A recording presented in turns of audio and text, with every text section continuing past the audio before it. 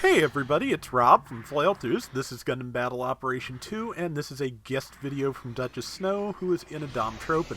Like the color scheme. She is in a round where she winds up fighting a team entirely of amphibious raid-type mobile suits. Gogs and Zagoks, I believe she said mostly. So we're going to take a look, because that sounds like fun. I kind of always wanted to see a team of all amphibious types. It's just kind of hard to get put together sometimes, just because that does mean you end up running a team of all raids, and that is often something you can't find people who are, willing to do. It is kind of a good recipe sometimes for getting beaten up pretty badly, especially if the team has a lot of generals, which they don't have a lot, but they have a fair number. I have to admit, the sight of two Gogs barreling down on you at once, that is kind of imposing. Gogs, of course, man, looks like there might be three. But yeah, Gogs, of course, it's probably the level 2 for 350, so it is a raid with heavy protection against stun. It takes shotgun shells or sustained fire to stun it. Just one bazooka shell will not do it, so once they get up close, they can mangle you pretty well. It's just getting up close, because as you can see, they do move kind of slow. And now, and once Duchess gets some hits in, she's doing a lot of damage. But man, yeah, just Gogs everywhere. Wow. And let's see. Right now, they've got a fairly decent early lead, 1865 to 1,000, and they're already launching support fire too. Yeah, these folks are going in hard. I will give them that, because that you kind of have to be very aggressive for one thing when you're all playing raids, and for another when you're running a gimmick team like this, you really have to lean into it if you're going to make some headway, and they're leaning into it. Let's see. But it kind of looks like while Duchess was respawning, things did turn a little bit. Yeah, she's got the lead. Yep, there's a Zagok. Yeah, so that's turned around a little bit. You could do an all amphibious team that was a little more balanced than all raids if you wanted to. You could throw a Zogok or Juagu in there. It wouldn't be too hard, but I can see the appeal of this. Just all the Gogs there. That's, like I said, that is actually frightening, because as you can see, it does take some time to stop those. All of the Tropen special abilities will not just, up and stop that. It has a lot of stunning weapons, but the only thing I think that might... No, I don't know. The melee might stop it, but yeah, the MMP-80, the sub-weapon, is actually the best thing here, because it's going to be the thing most likely to cause stun if you can, just keep the pressure on. But yeah, this is an interesting setup for sure, and they're managing to hold even pretty well. I'm impressed. Let's see, Gog coming in. Oh yeah, also heavy stagger weapons like the Desert Gym's railgun will, of course, stop a Gog in their tracks. Trick is, one, you have to have a Desert Gym on the team, which they do not, and for another, you have to keep the Desert Gym alive, because it is vulnerable to all of these things. Good strategy if they are fighting a Desert Gym would be have the faster things like the Zagoks move in to keep it busy and or kill it, and then just get the Gogs to go after everything else. But yeah, Zagoks are, they're faster, and they recently just got a buff. Their missiles now have a little bit of aim assist, a little bit of lock on, so it's going to be easier to land those missile volleys. I believe they also changed the firing angle a little bit. Might be wrong on that. Can't remember. But yeah, missiles just got a little bit easier to use. Yeah, MMP-80 is a good thing to be going with here, like I said, because it is the thing most likely in the Tropen's arsenal to cause stun. But also, man.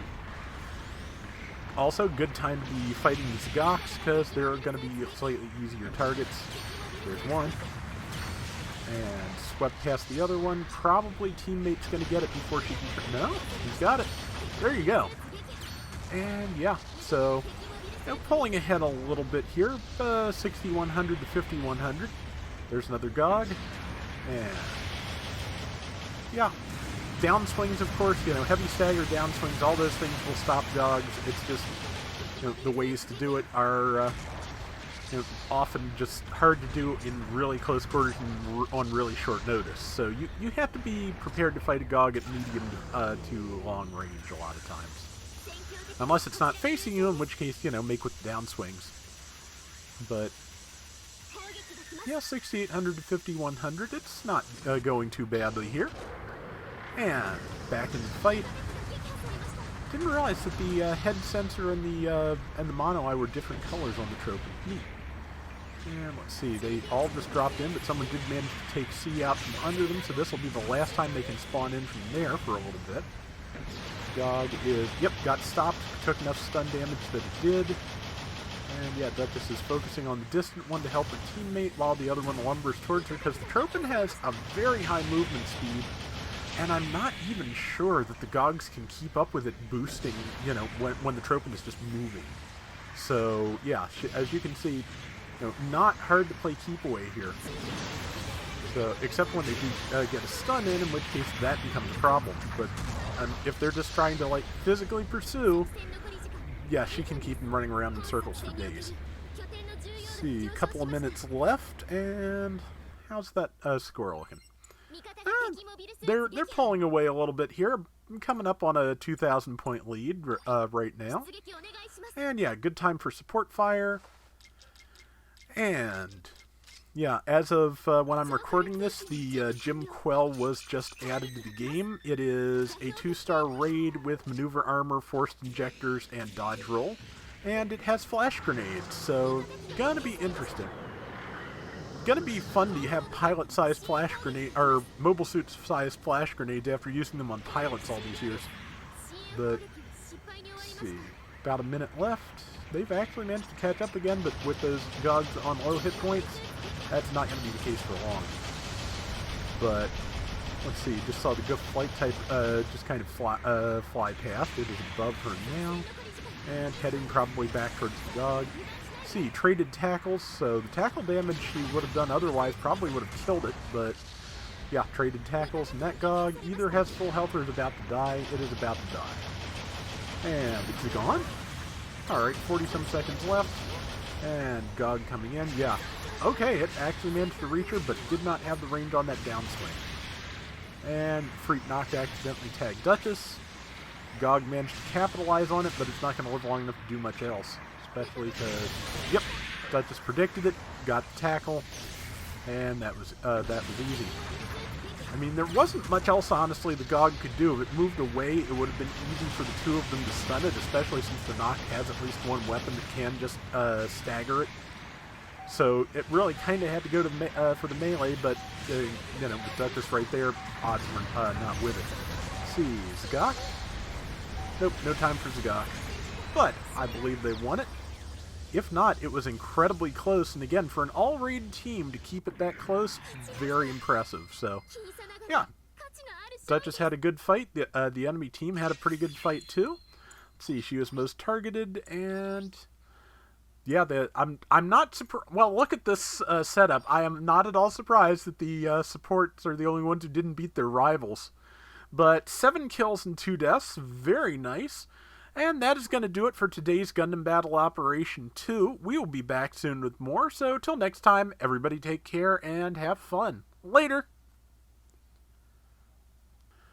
I really do need to try out more of the things that they patched recently. I gave the Zuda F a spin tonight being the night of the 23rd, but it's not bad, but I just need a little bit more practice, I think. I think it recovers from firing its rifle a little quicker now, and that does make a difference, but the team I was playing against was really fast and really aggressive, and lining up shots with that sniper rifle is not easy under those circumstances.